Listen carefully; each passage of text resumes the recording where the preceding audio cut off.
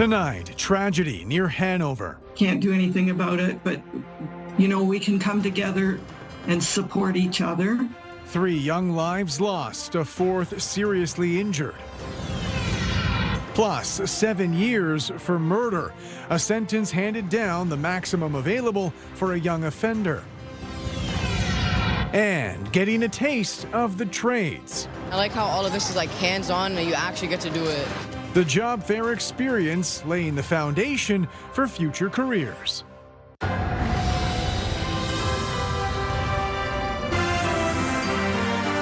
CTV News with Carlyle Fiset.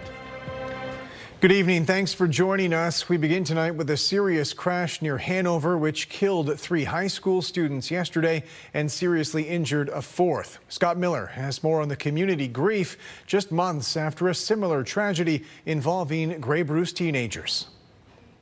A metal cross marks the spot where 3 teens lost their lives following a lunch hour crash near Hanover on Tuesday. It's just an unimaginable loss. Around noon on Tuesday, a vehicle carrying 4 teens left a rural gravel road between Hanover and Durham, rolling several times, say West Grey police investigators.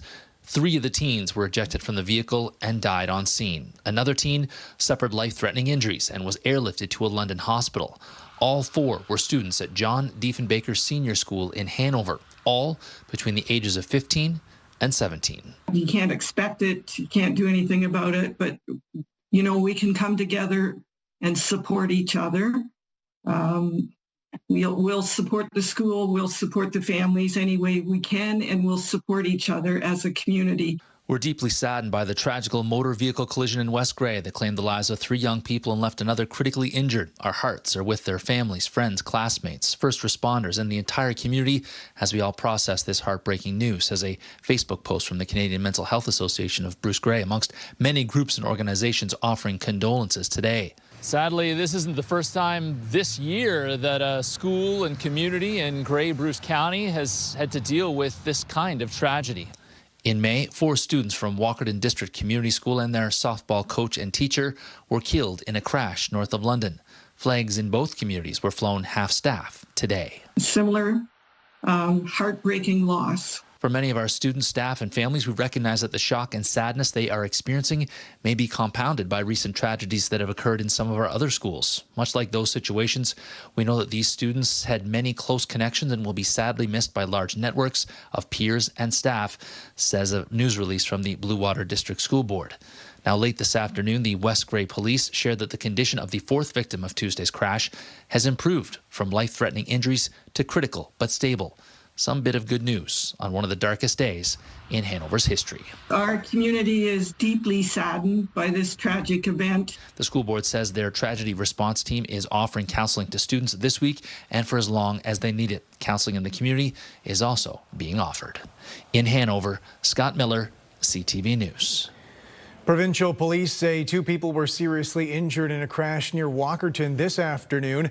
According to OPP, the driver crashed into a tree on Highway 9 near Riversdale. Police say both people in the vehicle have substantial injuries and they had to close the road for their investigation. A 21-year-old man from London who murdered his friend when he was a teenager was handed a 7-year sentence today. As Nick Paparella reports, because of his age at the time, that was the maximum punishment he could have faced. David Oliver was described in a Sarnia courtroom as a kind and loving man who should still be alive today. But in July of 2020, the 29-year-old from Kettle and Stony Point First Nation was brutally shot as he shared a marijuana joint with a young friend along Army Camp Road in Lambton Shores. That friend would end up being his killer, shooting Oliver twice in the head and dragging his body into a wooded area. The man was only 16 years old at the time. He wouldn't be arrested until years later and cannot be identified because he was a youth. This summer, he pled guilty to second-degree murder. As he handed down his sentence, Justice Mark Poland said no motive or reason for killing David Oliver has ever been revealed in this case. The court heard the shooting was unprovoked, with the judge saying this was the act of an unhinged and morally depraved individual. In a joint sentencing submission, Both the Crown and the defense asked for the maximum under the Youth Criminal Justice Act, which is 7 years, 4 years in custody, and 3 years under community supervision. Justice Poland said the entirely senseless murder of David Oliver is hard to characterize. The circumstances are horrible and unthinkable. Now 21 years of age, the man was given the maximum sentence under law. With credit for time already served, he has 29 months left behind bars in an adult facility. Nick Paparella, CTV News. Officials at St. Thomas Elgin General Hospital say they're considering body scanning technology after a knife incident this past weekend. Staff say a code silver was called in the emergency room early Sunday morning. They say police were called because a person pulled a knife, refusing to leave the hospital. According to police, there were no injuries and the man surrendered to officers. Hospital executives issued a statement saying they take safety very seriously, which includes having body-worn cameras for security members. At London Health Sciences Centre, staff are running a pilot program using full-body scanners. That was a response to a shooting outside the Victoria Campus ER. Good evening. We've had a weak low pressure system move through with a couple of fronts. We had the warm front last night and that brought us the light drizzle. Bit of snowfall first thing this morning, but it was short-lived. We transitioned quite quickly into some light rain showers, and we do have some showers out there this evening. Lake effect showers will be our weather story as we head through the overnight and into tomorrow.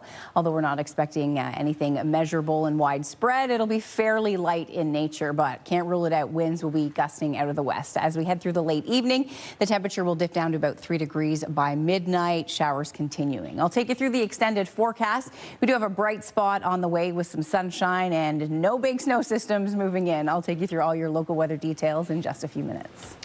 Thanks, Julie. Federal government officials were in St. Thomas today announcing hundreds of thousands of dollars to support people battling opioid addiction.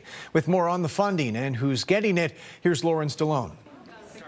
Local leaders are announcing a federal investment that they say will improve addiction and mental health services in St. Thomas and Elgin County. We have the great opportunity to celebrate a federal investment of $640,000 over 2 years through Health Canada's Emergency Treatment Fund. Leaders say the investment will enhance local response to opioid-related harms through providing access to care and supporting culturally safe approaches to healing and wellness. We will be able to make it easier for people to talk to someone when they need support most through faster, flexible, one conversation at a time counseling and coaching focused on what matters to them. Elgin Ontario Health Team says the funding will expand its outreach so those struggling with addiction can receive help without any additional barriers. We are also going to equip more local helpers with training in compassionate,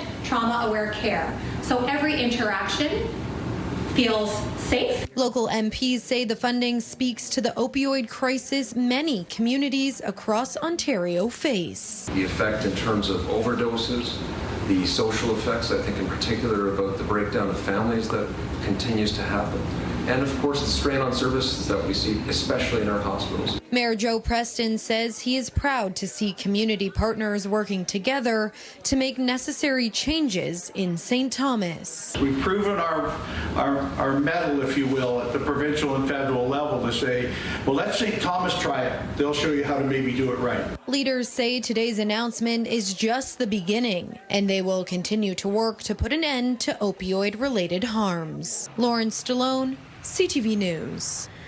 Grey Bruce OPP say they've carried out one of their largest ever drug busts. Police posted this image on social media saying they seized more than $250,000 worth of fentanyl, cocaine and meth from a home in Wyerton last month, and 2 people were arrested. Provincial police in Grey Bruce say they've charged a suspect after overnight gunfire broke out. OPP say they were called to a northern Bruce Peninsula address late last night. They say they stopped a 59-year-old man driving a vehicle they considered suspicious, finding a rifle, leading to several charges. Fire officials in Strathroy say they're investigating whether someone intentionally lit a fire that destroyed a vacant store early this morning. Crews say the former Scoops variety store went up in flames around 4 a.m. and no one was inside at the time. No specific damage estimate has been provided, but the district fire chief says the building is a total write-off. Investigators say they're now focused on figuring out what started the fire. We had flames coming out of the building and heavy smoke in the area. We put on an aggressive exterior defensive attack on the building and got it knocked down. In the process, we did have a couple walls and the roof also all collapsed on the building when we got here, after we got here. A new supportive housing project in London is almost ready to welcome 50 new residents. There's something that happens when you walk through the doors here and over the threshold into someone's new apartment. They actually take that label, that situational label of homeless, and they get to throw that down and not have to pick up that label again. Funding was announced today for Cove's Landing, a 50-unit retrofit of the former Elwood Place long-term care home. It'll be operated by a housing nonprofit and includes wraparound supports for tenants. Move-in is expected to happen in March. Multiple sources contributed to a total of $21 million in funding to get the project completed. Under most circumstances, we're friendly competitors. But for this project, competition took a back seat. We all share a deep commitment to our city and believe that everyone deserves a safe, stable place to call home. I think that the partners and the people who are here today completely understand the work that needs to be done to ensure that there is a home for the most vulnerable people in our community, but there's also a home for every single person who has ambition and a future in this country. A heated debate today at London's Planning Committee meeting on the heritage value of a Hyde Park landmark, a Victorian-era building currently the home of Crossings Pub. Living in the area, this is an iconic building and it has a lot of significance to the community, and I can't imagine the landscape without it. The Planning Committee decided against granting the building heritage designation despite a recommendation from the heritage planner. Councillors then approved rezoning the property for a pair of 15-story apartment buildings. The ward councillor says the developer will create a commemorative feature incorporating parts of the building, but they aren't actually required to do so. Despite the fact that they're not held to it, they truly want to incorporate what they believe is important. There is heritage aspects, both of the building that's there and the surrounding areas. An annual survey conducted for City Hall found almost a quarter of local respondents are unhappy with their quality of life. 500 Londoners were surveyed, with 24% describing their quality of life as poor or very poor. The main issues cited were homelessness, as well as worsening traffic and road conditions. There's been little change in the results since the pandemic, but back in 2019, only 6% of respondents said they were unhappy with their quality of life. One of the leading reporters covering the World Junior Sexual Assault trial was back in London today, coming off the release of his new book, which delves into Canadian hockey culture and the systemic issues within. With more on his message to students, here's Rita Ismail.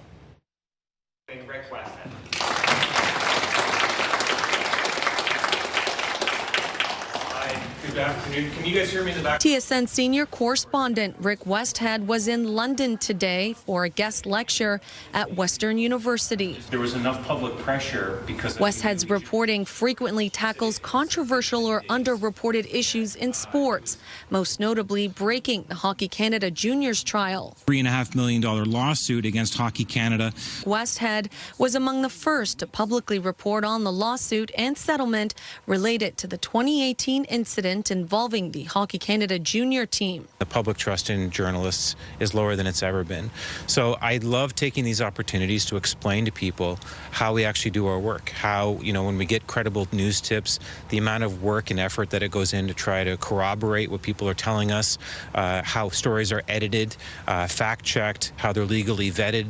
One of his recent major works is the book We Breed Lions, confronting Canada's troubled hockey culture. This book, I interviewed 58 men who were in their 20s who played either major junior hockey or Tier 2 Junior A hockey within the last 10 years. And the stories they told me were amazing. And the the through line through all of these were they all love hockey. There's no arguing it's an amazing game. I love hockey. But at the same time, they recognized real issues with the off-ice culture of the game, moving away from their family homes into billet families, really feeling a need to fit in on their new teams. Westhead says proceeds from the book sales will go directly to organizations helping tackle gender-based violence. I'm making an effort to try to make sure that organizations that help confront issues of gender-based violence, like the London Abused Women's Centre, like the Toronto Rape Crisis Centre, and other organizations like that across Canada, that I'm committing proceeds to go to help those people who are doing that kind of work. The award-winning journalist says he will continue to report on issues many would prefer remained hidden. Rita Ismail, CTV News. There's optimism among local trades workers. Demand for their skills is about to ramp up. And that message was shared with the many young people who are taking part in the annual Skilled Trades Career Fair happening here in London. Sean Irvin reports. The Level Up Career Fair is designed to attract young people to the skilled trades. And on the surface, it seems to be working. I want to be like an engineer when I'm growing up, and I like how all of this is like hands-on and you actually get to do it. It's fun to be in the trades and it's fun to be hands-on. I'm just more in touch and I can focus better. While engaging young people remains a key priority for trade unions and organizations, they can't ignore a slowdown in some sectors. It is reflected in a drop in the number of information booths at the show. Still, exhibitors contend most trades remain in demand. We're doing very well. It's not the record that we were during COVID, but I would suggest right now the unemployment rate for construction in southwestern Ontario is about 4.6%. But this event is focused on the future. Each exhibitor CTV News spoke with anticipates job growth over the next 2 years as regional and federal building projects come online. My big worry is in the future when the EV plant gets going full steam, when the nation building projects come on stream, that we will be desperately short of people for, I would say, 7 to 10 years. Some saw the change coming and got in early. Justin Spurgeon left Cami Automotive to become a pipe fitter apprentice. So glad I made the switch because this is the type of job where then that would be out of work. Amy Simon left a career in journalism to join the trades. But it's something I wanted to try, so I just found my close to it and walked in the back door and the rest is history. But there will be tremendous opportunities over the next 2 to 3 years. Overwhelming opportunities, I would actually say. In London, Sean Irvin, CTV News. You know, the Joe Thornton Community Center, and I'm dropping the puck, and it's just so nice to be back. When we come back, a hometown celebration for Jumbo Joe, the St. Thomas son, earning hockey's highest honor. The tee-up coming up next.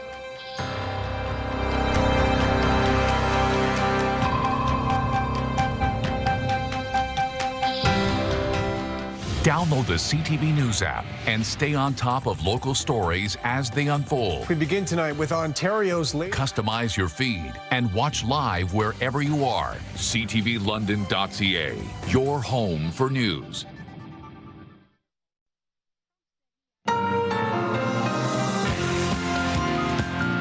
Welcome back. It's the Tee-Up with Brent Lail. And Brent, we begin with WASA Championship Week for local high school teams. Yeah, OFSA berths are on the line, Carlyle, today and tomorrow in high school volleyball, football, and basketball. The AA girls basketball final between Parkside and St. Joe's is going on in Stratford right now, with the winner going to Belleville for OFSA. Ready, set, hit it, stick it, good. The CCH Crusaders were taking a break from the weather, preparing indoors for the championship final against St. Andre Bessette. The undefeated Crusaders, ranked 4th in the country by Canada Football Chat, are the heavy favorites in this contest after a decisive win way back in Week 3. The defending OFSA champs are trying to be the first repeat city champs in over a decade. This is what a lot of us came back for. It's really exciting. We've already played these guys in the regular season, so it's fun to match up against them again. Last game was 42-0, so we can't let that get into our head and go overconfident. Hit! Power switch! We really just gotta lock in. The rankings don't really mean anything. We know we're a good team.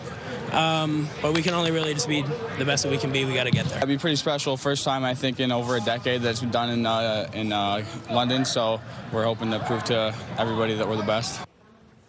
History was made earlier this week on the turf by a team you've been following for a couple months now. Yeah, Carlyle, we were there on opening day for the Medway girls field hockey team, and we were also there on the final day. The latter resulted in an OFSA gold medal.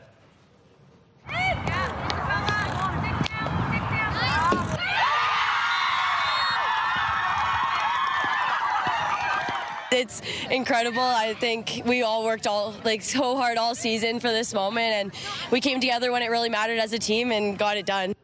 Co-captain Olivia Thompson scored the game's only goal in a 1-0 win over Salt Fleet Collegiate as the Cowgirls won OFSA gold for the first time in school history. Host Medway was the 8th seed, but dominated the competition to win it all.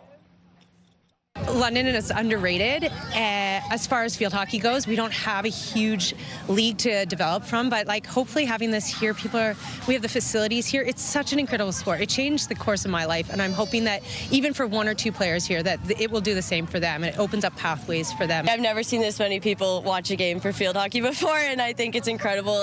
We've brought to notice what it really is and how much of a sport it is.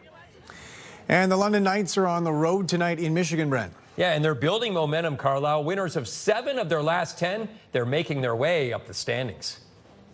That's the goal every year and every game. The goal is to win it. And I think, there's a lot of turnover from last year. And so you had to get a feel for it. You had to get a feel for new players and start to mesh. And I think we are starting to mesh here, and it's showing.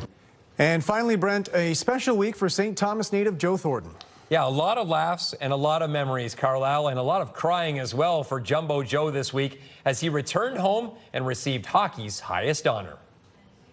Thank you for everyone. Everyone knew there would be tears. Joe Thornton's homecoming Hall of Fame week wrapped up with him telling stories, giving a few laughs, and getting emotional. That dream was made on Crescent Ave in a 1,200 square foot house that my mom and dad built, and they still live today. Win and Mary, my parents, you were the beginning, the middle, and the end of my story. Joe's week also featured a stop in his hometown as a St. Thomas Stars guest of honor. The Joe Thornton Community Center, and I'm dropping the puck, and it's just so nice to be back. And I see so many faces that I've known for so many years, and like yourself, it's just good to be back. With players wearing retro jerseys from the 2 seasons Joe played 30 years ago, he got them fired up by reading the lineup. On lefty, we got Moody.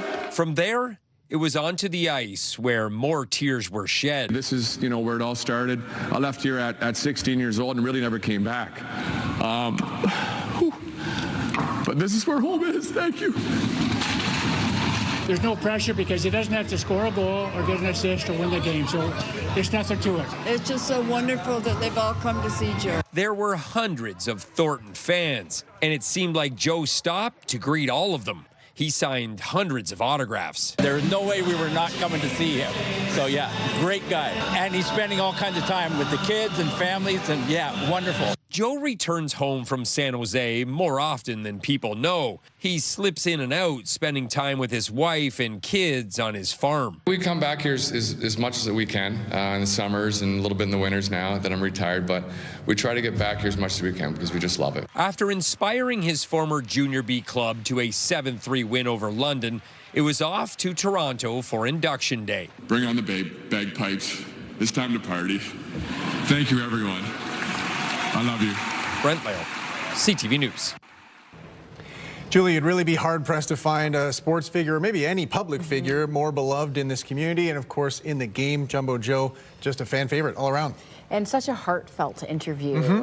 Really, that guy wears his emotions on his sleeve, and what a great story by Brent. Can tell he loves the game and loves where he comes from, too, for sure. Let's talk weather, Julie. Yeah, okay. Conditions in our area today, dreary, but I want to recap those lake effect snowfall amounts.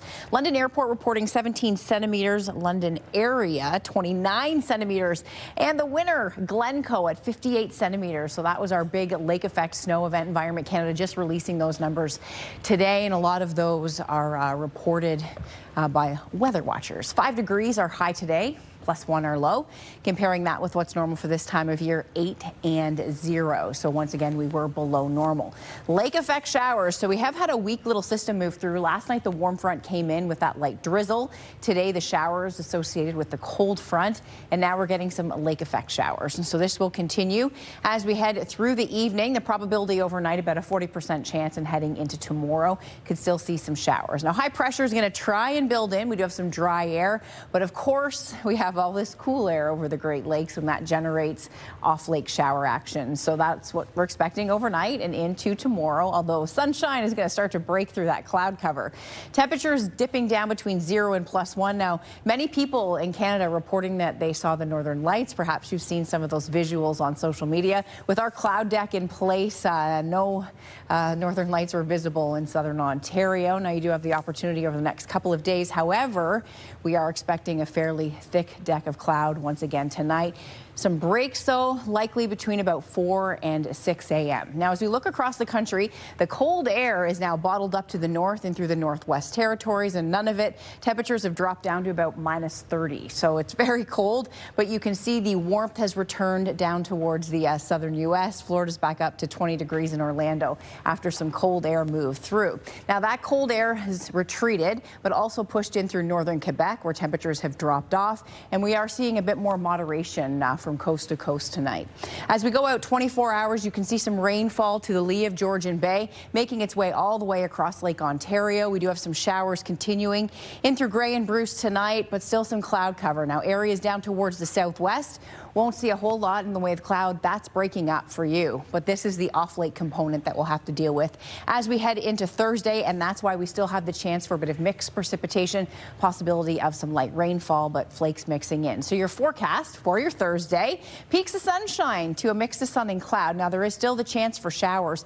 Eastern Middlesex County, much higher probability than Western Middlesex County, and that's because of the flow coming off the lake. So areas like Huron and Perth, you'll pick up some showers tomorrow. But areas towards Chatham and Sarnia, you'll have lots of sunshine. So again, tomorrow will be one of those days. The further west-southwest you roll, you'll see some sunshine, and the further north-northeast you go, you'll pick up the cloud cover and the chance for off-lake showers. So tomorrow, 5 degrees, the forecast high. Will hit 8 on Friday with lots of sunshine. Saturday, mainly cloudy with a chance of nighttime rain and 8 degrees. 10 degrees on Sunday. Probability of showers about 40%. So the main rain will come overnight Saturday into Sunday morning. Mix of sun and cloud on Monday. Don't forget, the London Santa Claus Parade is this Saturday. It looks like we'll get through parade time with just overcast conditions. The temperature not too bad. Mix of sun and cloud on Monday, and 5 degrees on Tuesday, and overnight lows right around where we should be. A couple cool nights in there. Midwestern Ontario, we will have showers in here on Perth tomorrow, but also some peaks of sunshine. It'll be one of those days where, as you look to the lake effect shower action moving through, but there'll be some big breaks at times. On Friday, full sunshine, a gorgeous day, and then Saturday, clouds move back in with the next area of low pressure, but no big swings and no big storms moving in with snow in the forecast.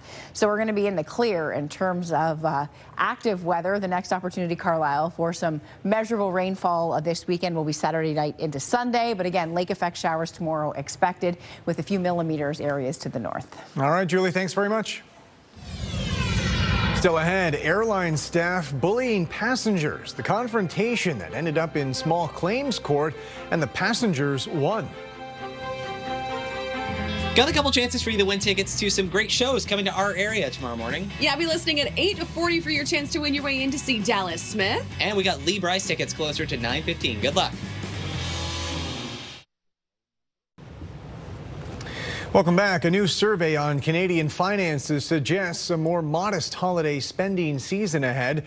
The survey was carried out by insolvency firm Harrison Partners. Nearly 75% of the more than 1,800 Canadians surveyed said they'll cut back on holiday spending, with 85% saying they'll stick to a strict budget.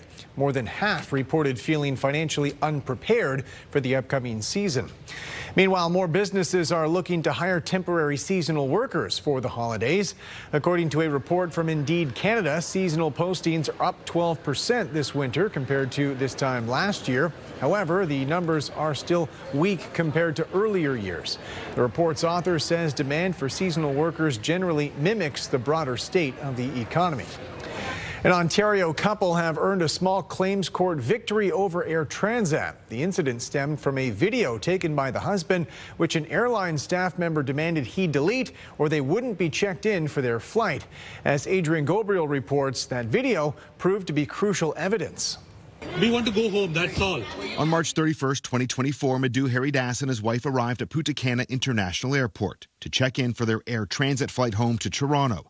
The couple were finishing their first vacation away as husband and wife. We had fun except the last day. The last day? Yeah. Not so fun? Not so fun. That's because when they arrived at the airport, this Air Transat check-in supervisor refused to check them in unless the couple erased video they had taken of their customer service experience. I need delete all pictures and all video for check-in. When they first arrived at the airport, they asked an Air Transat agent where they should line up. Haridas's wife was traveling with an Indian passport and a Canadian work permit. He first yelled and told to stand behind a red line. So there was a red marker on the floor. So when he yelled, immediately we stood behind.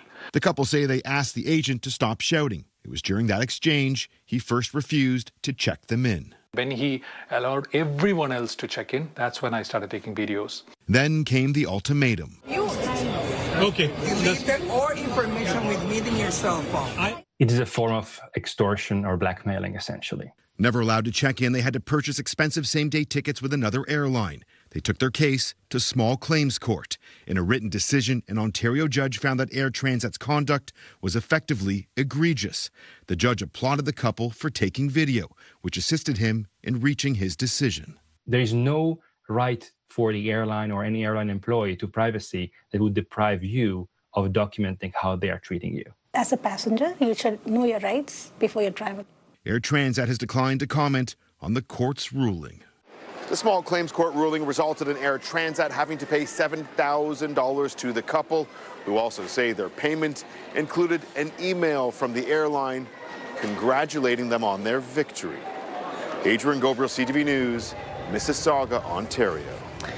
The American penny's days are numbered. The last coin was expected to be minted today. President Donald Trump had ordered an end to penny production earlier this year, calling it a cost-saving measure. Canada did away with our pennies 13 years ago, with retailers rounding cash transactions to the nearest nickel. The same practice will soon apply in America. Canada's main stock index was up on strength in gold prices. The TSX is up 418 points. In New York, the Dow added 327. The Nasdaq lost 62. The Canadian dollar fell 1/3 of a cent today. On commodity markets, gold gained almost $100 an ounce. Oil dropped about $2.50 a barrel. Still to come, the next phase of nation-building projects. What we know so far about the Prime Minister's plan to kickstart the economy.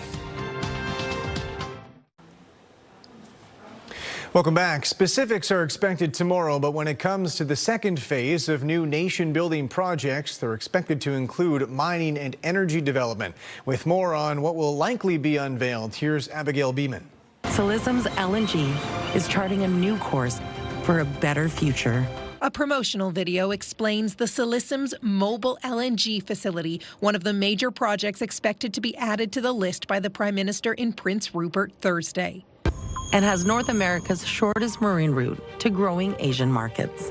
In addition to Silism's in BC, CTV News has learned the Prime Minister is expected to announce a hydroelectric development project in Iqaluit, the Sisson Mine project in New Brunswick, and the Crawford Nickel Mine project in Northern Ontario. 50% of global nickel comes from Indonesia. The Chinese own 75% of those mines. We have to disrupt their stranglehold of the supply chain. Mark Carney has faced criticism for picking projects already in various stages of development. There's not a single project that he has launched that was not already in the making or approved before he took office. In 2017, Dominic LeBlanc, still a minister now, said construction on the Sisson mine should start the next year. I think that North America and Canada benefit strategically. That mine has faced more than a decade of environmental approvals and delays.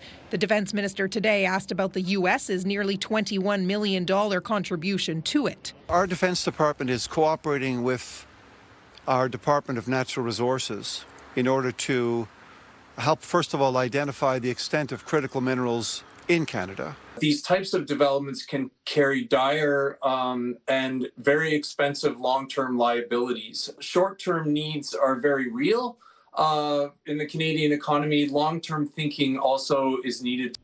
As for the status of an east-west pipeline pushed by Alberta, no word that it will be on tomorrow's list. Danielle Smith has said she's in daily negotiations with Ottawa, hopeful that a memorandum of understanding will be ready by Sunday's Grey Cup or shortly after. Abigail Beeman, CTV News, Ottawa. A new poll suggests modest public support for the recently tabled federal budget. The Leger survey found about 30% of respondents approve the budget. Only 15% said they expect it will affect their household positively. More than twice that number said they expect a negative hit. About 1,500 adult Canadians responded to the online poll. 3 prominent American researchers are moving to the University of Toronto amid the school's recruiting blitz south of the border. The new hires include a husband and wife team of economists from Stanford University and the Massachusetts Institute of Technology. The other hire is a Canadian-born astrophysicist, also at MIT. The school also announced a $24 million plan to recruit top young scholars from around the world. Flu cases are rising, and already experts are warning Canada's healthcare system could be in for a tough few months. With more on those expectations, here's Scott Hurst. It is that time of year. You're likely already hearing a lot more coughing and wheezing, and there's increased concern heading into this flu season. Here's why. You have a potentially severe strain and concerns about fewer people getting the vaccine protection. It could all be a recipe for a difficult few months ahead. Another challenge, the vaccine developed for the upcoming flu season may not be an ideal match for the H3N2 strain of influenza that's circulating in the country, according to experts, as the virus does mutate. But those in the medical health community say some protection is still better than none. There'll be some degree of protection. And the degree of protection against the most serious outcomes is always the best.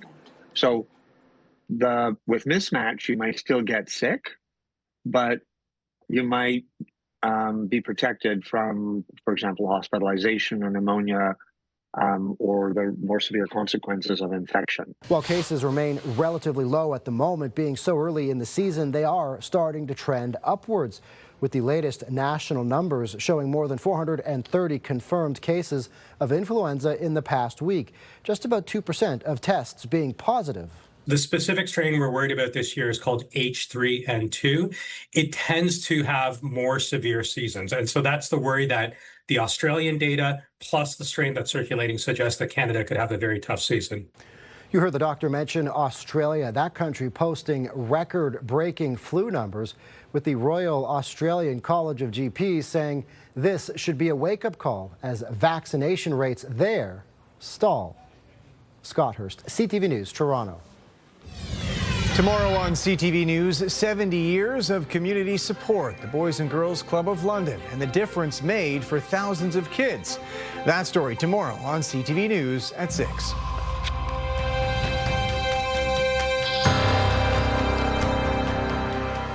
Tonight, a $2 million civil suit hand-delivered to an inmate blows the lid off a predator's secret. I have never seen this kind of horrific assault. A serial rapist's identity, long protected by the courts, can now be revealed. Future people that he will be in contact with deserve to know that he's a risk. Tonight on CTV National News and ctvnews.ca.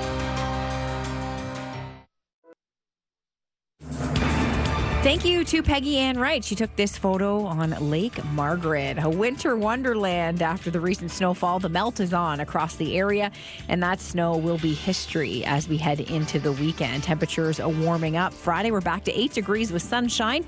The next opportunity for rain moving in Saturday night. New emails have emerged from convicted sex offender, the late Jeffrey Epstein, mentioning Donald Trump by name multiple times. As Joy Malbon reports, the email suggests the current president spent time with a victim of Epstein's sex trafficking efforts. The private emails are straight from convicted sex offender Jeffrey Epstein discussing his relationship with Donald Trump. In 2011, 3 years after Epstein pleaded guilty to sex crimes involving a minor in Florida, he wrote to his now convicted partner, Ghislaine Maxwell. I want you to realize that dog that hasn't barked is Trump. Victim, spend hours at my house with him. He was never once mentioned, police chief, etc. Maxwell responded, I've been thinking about that. That victim, Republicans say, was Virginia Giuffre, who said she never witnessed wrongdoing by Trump. In her memoir, she described being recruited from Trump's Mar-a-Lago club by Ghislaine Maxwell and trafficked to rich and powerful men, including the former Prince Andrew. In 2019, while President Trump was running for re-election, Epstein wrote author Michael Wolff, taking issue with Trump's claim that he kicked Epstein out of his club, alleging Trump knew about Epstein's illegal behavior. Trump said he asked me to resign. Never a member ever. Of course, he knew about the girls, as he asked Ghislaine to stop. Maxwell, who's reportedly applying for clemency, told the president's lawyer in July she never saw Trump at Epstein's home. I never witnessed the president in any inappropriate setting in any way. The White House accuses Democrats of trying to smear the president by releasing selective emails. It just shows how this is truly a manufactured hoax by the Democrat Party. The Trump administration has formally closed the Epstein case, but Democrats hope releasing these emails can force a vote in the Republican-controlled House and get all of the files released. Joy Melvin, CTV News, Washington. Dozens of indigenous protesters breached security at the COP30 climate summit in Brazil, briefly forcing their way into the main venue. They're going to try it. Doors are opening up. They're going through. The activists forced their way into the building yesterday as delegates were mostly leaving. Local authorities say 2 security workers suffered minor injuries in the ensuing skirmish. The demonstrators were demanding action on climate and forest protection. Parents in southwestern Ontario say they're relieved an extension was reached for the province's childcare programs. It won't bring the cost down to the federal government's $10 a day goal, but as Heather Senerin reports, there's at least cost certainty for another year. Kitchener parent Kylie White's 2.5-year-old goes to Rising Oaks' newest center at St. Patrick Catholic School. But it wasn't easy securing a spot. Yeah, it was hard to find a spot in daycare anywhere. We went through several care providers before we ended up here. The Ontario and federal government agreed to a 1-year extension on the $10 a day program, which is a relief for some parents. I think it's great that there's a 1-year extension, but I think there needs to be more than a 1-year extension. Hopefully it can be a permanent thing at some point. The CEO of Rising Oaks says the 1-year extension is good for providers as well. It really is good news for the sector at large. It safeguards the momentum that we built in the CWALC program. The alternative was the program expiring at the end of March, which was hard for childcare providers to plan around. We have a couple of expansion projects here at Rising Oaks that it was creating some risk in terms of whether those projects would be disrupted. Prospero says the next 12 months should be used wisely to keep the system sustainable. She suggests things like a wage grid for early childhood educators. So that's just one of the key pieces that we need to focus on. The other would be infrastructure funding to support building those new spaces and helping to reduce the red tape in those processes. So work to be done over this 12 months, but a good start for sure. The agreement also includes $695 million in additional funding from Ottawa. But the money isn't enough to lower the average childcare cost closer to the $10 mark. So it will stay at the provincial average of around $19 and capped at $22. I think we pay $22 a day. But if it was $10 a day, it would definitely help. Everything's becoming more and more expensive right now. Heather Senerin, CTV News, Kitchener. London's top stories. We have breaking news tonight out of Ottawa. The latest on the breaking news alerts. I'm tracking an area of severe weather. It'll start. And watch live. A development now to a story from City Hall we brought you. Download the CTV News app. Finally tonight, the northern lights are on full display right now, illuminating night skies across North America. Unfortunately, cloud cover means our region will most likely miss out on the experience. But as Paul Hollingsworth reports, that's not the case out east. When Tiffany Fields looked outside late last night, she saw the colorful display of the northern lights in the Nova Scotia sky. It was just pink and red and glowing, and it was incredible. The northern lights are solar storms that happen when electrically charged particles from the sun collide with gases in the Earth's atmosphere. An astronomy technician at St. Mary's University, Fields was ready to capture the moment with countless pictures on her phone. And I could see the faint green glow in my camera, and I was just so excited. So was Mark Perkin, who lives on Nova Scotia's Big Tancook Island and shot this photo. When we get the northern lights coming out like that, so strong and lighting up the entire sky, we can walk out our front door and it's right there. You got the ocean, you got the sky, and you don't know where one ends and the other begins. This geomagnetic storm was so strong, so powerful. People saw the northern lights here in Canada, as far south as Florida, through the state of Texas, on the west coast in California, and in numerous states in the U.S. Midwest. It was very strong, produced a lot of colors in the sky that were very high in altitude and then sort of able to be seen for hundreds of kilometers along the northern horizons. Fields says there's another solar storm coming tonight, and she hopes it's as stunning as Tuesday's experience. Paul Hollingsworth, CTV News, Halifax. That's it for us. Thanks for watching. For your latest local headlines, you can always head to our website. I'm back tonight with your late news at 11. Bye for now.